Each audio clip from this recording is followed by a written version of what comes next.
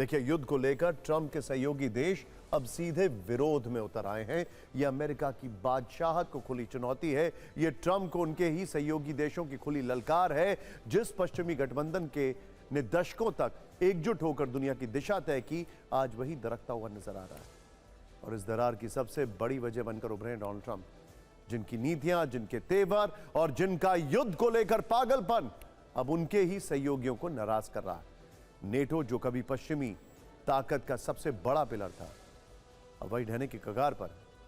अब यूरोपीय देश मिलकर नेटो के खिलाफ नया यूरोपियन नेटो खड़ा करने की तैयारी कर रहे हैं। यह सिर्फ रणनीति नहीं, ये सीधी बगावत है। यूरोप अब हथियार भी मजबूत कर रहा है और इरादे भी। सीधे शब्दों में कहें तो यूरोप अब फॉलोअर नहीं बल्कि लीडर बनना चाहता है। लेकिन जैसे ही ये बात ट्रंप को पता चली, वो काफी परेशान हो गए। ट्रंप ने फिर ग्रीनलैंड पर कब्जे की धमकी दी। ध्यान से देखिए क्या कहा उन्होंने, फिर यूरोपीय देशों के न्यू नेटो वाली पूरी पिक्चर दिखाएंगे। तो मैंने आपसे सवाल पूछा था कि क्या डोनाल्ड ट्रंप अपने चीन दौरे से पहले चाइना को ईरान के बहाने अपनी ताकत दिखाना चाह रहे हैं। लोगों के जवाब आने शुरू हो चुके हैं। फेसबुक, यूट्यूब, ट्विटर, इंस्टाग्राम या एक्स, जो भी हैंडल पर आप कमेंट कर रहे हैं मैं आपको बताऊंगा।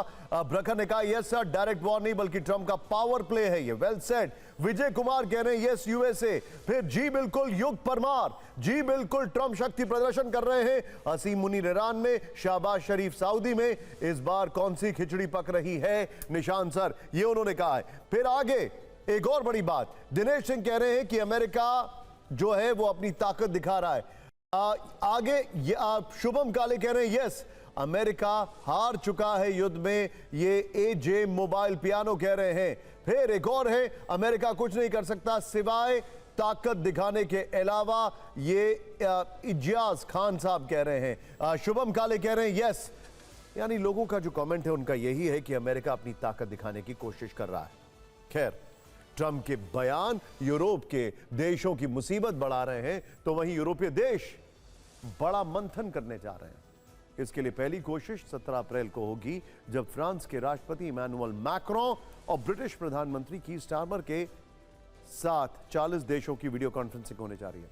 इस कॉन्फ्रेंस में यह तय किया जाएगा कि युद्ध के बाद अमेरिकी मदद के बिना होर्मुज़ स्ट्रेट को खुलवाने के लिए एक थर्ड ब्लॉक बनाया जाए। इस मिशन का नाम डिफेंसिव मल्टीलैटरल मिशन रखा गया है। कहा जा रहा है कि इसका सैन्य नेतृत्व फ्रांस और कूटनीतिक नेतृत्व अमेरिका करेगा। यूरोप का मानना है कि बिना अमेरिका और इजरायल के ईरान से होर्मुज़ पर डील करना आसान होगा। इसीलिए यूरोप के देशों ने खुद को अमेरिका और इजरायल की आक्रामक नीति से अलग कर दिया। अब यूरोप अपने तरीके से होर्मुज़ को अपने जहाजों के लिए सुरक्षित करेगा। इसके लिए 3 मकसद और स्टेज तय किए गए। पहला, होर्मुज़ को लेकर आपसी सहमति बनाना, इसीलिए आपसी तालमेल और रसद जुटाने पर जोर होगा। दूसरा, समुद्र में बिछाई गई बारूदी सुरंगों को हटाना, इसके लिए यूरोप के देश माइन स्वीपिंग जहाज भेज सकते हैं। तीसरा, भविष्य में जहाजों को सुरक्षा देना, इसके लिए यूरोप के देश अपने फ्रिगेट्स और डिस्ट्रॉयर तैनात कर सकते हैं। रिपोर्ट्स के मुताबिक Germany, France, Britain, Poland, Finland, Sweden, Denmark और नॉर्वे जैसे देश बैकअप प्लान पर काम कर रहे हैं। इसका मकसद यह है कि अगर भविष्य में अमेरिका नेटो से अलग हो जाता है या युद्ध के समय मदद करने से मना कर देता है, तो यूरोप अपनी रक्षा खुद कर सके। खास बात यह है कि इसमें अमेरिका के पड़ोसी देश कनाडा को भी शामिल किया जा सकता है। इसे लेकर नेटो के बड़े पदों पर अब यूरोपीय अधिकारियों को बिठाने की कोशिश हो रही है। साथ ही अमेरिका पर निर्भरता के विकल्प भी तलाशे जा रहे हैं। अमेरिका के नेटो से हटने पर फ्रांस और ब्रिटेन की न्यूक्लियर ताकत को यूरोप के लिए इस्तेमाल करने का विचार है। इसके अलावा यूरोपीय देश उन हथियारों का उत्पादन तेज करना चाहते हैं जहां वो अमेरिका से पीछे हैं। इसमें एंटी सबमरीन वॉरफेयर और स्पेस टेक्नोलॉजी है। यह भी चर्चा हो रही है कि अगर अमेरिकी अफसर हट जाते हैं तो लॉजिस्टिकल नेटवर्क और बाल्टिक देशों तक सेना पहुंचाने वाले कॉरिडोर को कौन संभालेगा। साथ ही रूसी मिसाइलों के खतरे से निपटने के लिए यूरोप के लिए खास एयर डिफेंस शील्ड बनाने पर विचार हो रहा है। हमारे जितने भी दर्शक हैं, जरा ध्यान से समझिए कि इस वक्त यूरोप में क्या मंथन चल रहा है। ट्रंप ने जिस तरीके से वर्ल्ड लीडर्स की बेइज्जती की है, उसके बाद 3 सोच है। पहली सोच कि ट्रंप इनएडवर्टेंटली, यानी किसी भी तरीके से रूस की मदद कर रहे हैं। और यूरोप अपने आप को रूस से अलग करना चाहता है और वो नहीं चाहता है कि वो ट्रंप के साथ इस मामले में जुड़े। नंबर 1। नंबर 2, यूरोप को समझ में आ गया है कि अमेरिका आज की तारीख में एक रिलायबल सिक्योरिटी गारंटी नहीं दे सकता है, क्योंकि अगर वो मिडिल ईस्ट में सिक्योरिटी गारंटी नहीं दे सकता है तो यूरोप को क्या सिक्योरिटी गारंटी देगा, क्योंकि मिडिल ईस्ट में अमेरिका खुद भाग रहा था, तो फिर वो यूरोप को क्या सिक्योरिटी गारंटी देगा। तीसरी बात, और यह सबसे बड़ी बात है, अंग्रेजी में एक लाइन बड़ी मशहूर है, जितने भी मैनेजमेंट के लोग ये देख रहे हैं, follow the money, follow the money. जहां पैसा है उसको फॉलो करो। पैसा कहां पर है? मिडिल ईस्ट में।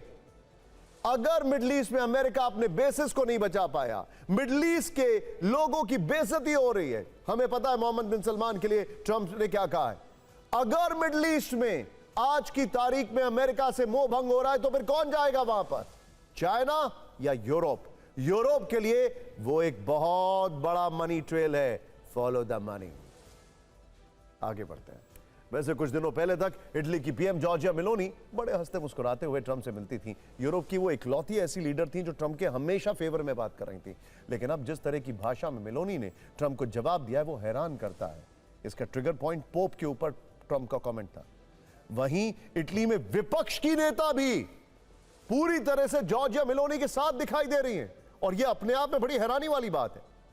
ट्रंप की एटम बम वाली धमकी का देखिए किस तरह से दोनों ने जवाब दिया है। ट्रंप ने इटली को ईरान के एटम बम का डर दिखाते हुए कहा था कि अगर ईरान को परमाणु हथियार मिल गए तो वो इटली को 2 मिनट में तबाह कर सकता है। इस पर इटली की पीएम जॉर्जिया मेलोनी ने कहा कि दुनिया में 9 देशों के पास एटम बम है, लेकिन इसका इस्तेमाल सिर्फ अमेरिका ने किया है। जबकि इटली में विपक्ष की नेता ने जो सदन के अंदर बात कही उसको सुनना चाहिए। एली शेलीन ने कहा कि जब बात इटली की इज्जत की होगी तो हम देश के साथ खड़े हैं। मेलोनी ने ट्रंप को धमकी देते हुए कहा कि ट्रंप अपने शब्दों पर ध्यान दें और जरा नीची आवाज में बात करें। तो वहीं विपक्ष की नेता शेलीन ने कहा कि ट्रंप की गंदी जुबान से इटली के खिलाफ कुछ भी नहीं सुनेंगे। यानी इटली ने सिर्फ ट्रंप को जवाब नहीं दिया है, बल्कि दुनिया को दिखा दिया है कि अगर इरादे मजबूत हो तो कोई भी देश किसी भी ताकत के सामने खड़ा हो सकता है। आप भी ट्रंप को इटली के धमाकेदार जवाब वाली रील जरूर देखें।